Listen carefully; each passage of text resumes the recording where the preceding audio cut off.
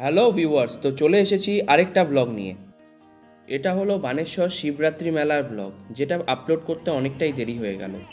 তো প্রতি বছরের ন্যায় এই বছরও চলে গেছিলাম বানেশ্বর শিবরাত্রি মেলায়।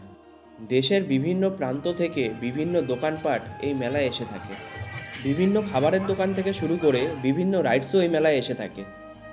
আর এই খাবারের দোকানগুলো ও রাইডসগুলো বাচ্চাদের প্রধান আকর্ষণ বললেই চলে।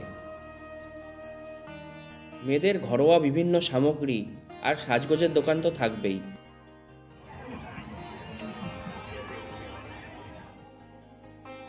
দেশের বিভিন্ন প্রান্ত থেকে প্রচুর লোক এই মেলায় এসে থাকে।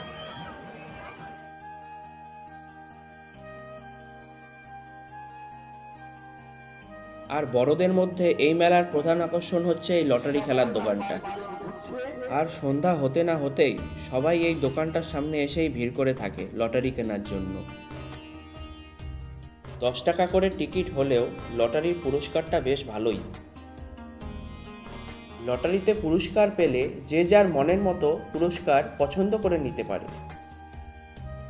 আর আমিও লটারি কেটেছিলাম, কিন্তু কিছুই পাইনি। যাক, পরের বছর দেখা যাবে কিছু পাই কি না।